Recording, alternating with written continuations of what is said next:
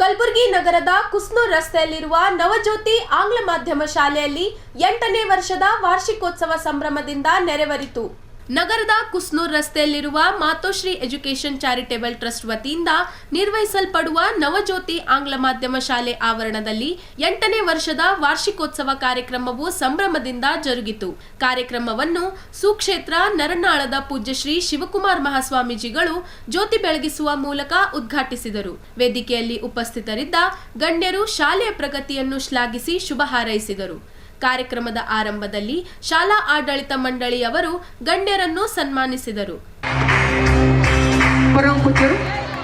ನಮ್ಮ ಶಿಕ್ಷಣ ಸಂಸ್ಥೆಯ ಆತ್ಮೀಯರು,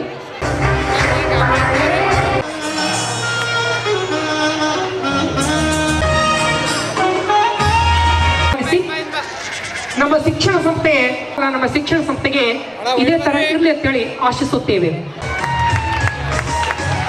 ಎಷ್ಟು ಜೋರಾಗಿ ಚಪ್ಪಾಡ್ತಾರೆ ಅಷ್ಟು ಬ್ಲಡ್ ಸರ್ಕ್ಯುಲೇಷನ್ ಕರೆಕ್ಟ್ ಆಗಿರುತ್ತೆ.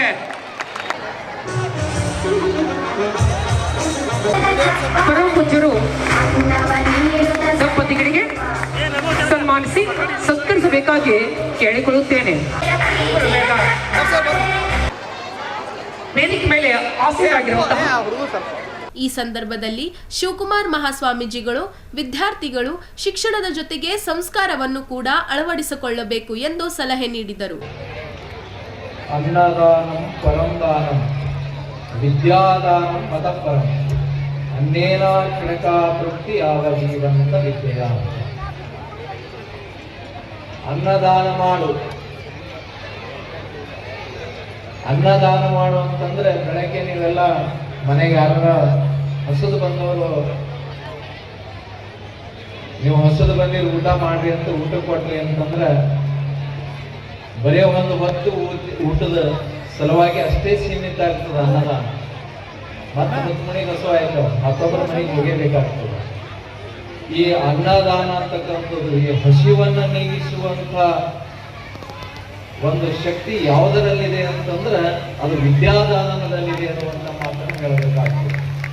ಅಂತಹ ವಿದ್ಯಾದಾನ ಇವತ್ತಿನ ದಿವಸ ನವಜ್ಯೋತಿ ಇಂಗ್ಲಿಷ್ ಮೀಡಿಯಂ ಸ್ಕೂಲು ನಮ್ಮ ಶ್ರೀನಿವಾಸ್ ಅವರ ಆದಿಯಾಗಿ ಅತ್ಯಂತ ವಿಶೇಷವಾಗಿರ್ತಕ್ಕಂಥ ವಿದ್ಯಾದಾನವನ್ನ ಮಾಡ್ತಾ ಇದ್ದಾರೆ.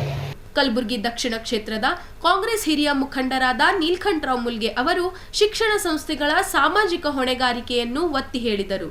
ಹಾಗೂ ಏನು ಶ್ರೀನಿವಾಸ ಪುರ್ಗಿ ಅವರು ಬಹಳ ಶ್ರದ್ಧೆ ಹಾಗೂ ನಿಷ್ಠೆ ಹಾಗೂ ಎಲ್ಲರ ಜೊತೆಯಲ್ಲಿ ಒಂದು ಪ್ರೀತಿ ಬಾಂಧವ್ಯ ಇರುವಂಥ ವ್ಯಕ್ತಿ ಶ್ರೀನಿವಾಸ ಪುರ್ಗಿ ಅವರು.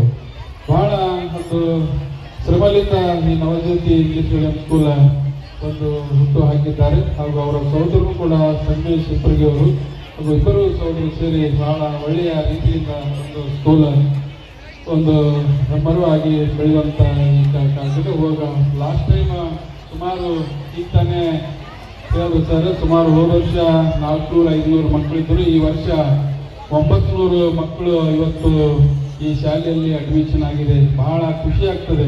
ಕ್ಷೇತ್ರ ಶಿಕ್ಷಣಾಧಿಕಾರಿ ಮಾರುತಿ ಹುಜುರಾತಿ ಅವರು ಶಾಲೆಯ ಸಾಧನೆಗಳನ್ನು ಪ್ರಶಂಸಿಸಿದರು. ಬಂಧುಗಳೇ, ಇಡೀ ಪ್ರಪಂಚದಲ್ಲಿಯೇ ಶ್ರೇಷ್ಠ ಜೀವನ ಬದುಕು ಇರುವುದು ಕೇವಲ ಮಾನವನಿಗೆ. ಇಡೀ ಪ್ರಪಂಚದಲ್ಲಿ ಅದು ಈ ಜೀವಗೋಳದಲ್ಲಿ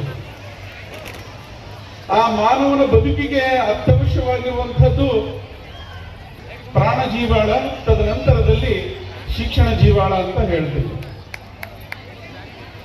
ಪ್ರಾಣ ಜೀವಾಳದ ನಂತರದಲ್ಲಿ ಅತ್ಯಂತ ಅವಶ್ಯಕತೆ ಇರುವಂಥದ್ದು ಏನು ಅಂತಂದ್ರೆ ಅದು ಶಿಕ್ಷಣ.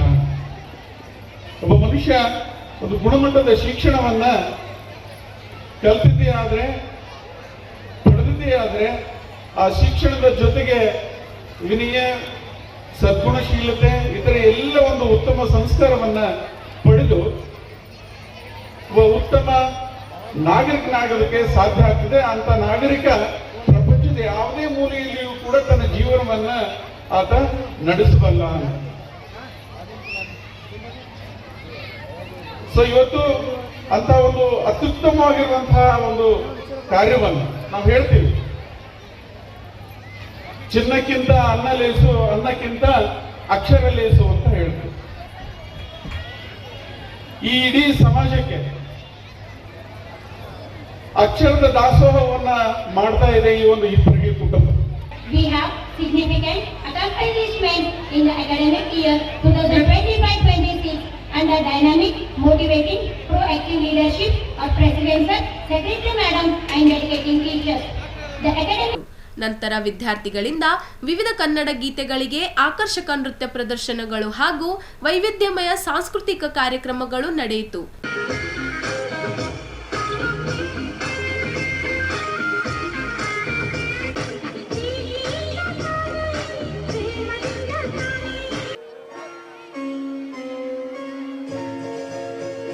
ये तो सच है कि भगवान है मगर फिर भी अनजाने हैं।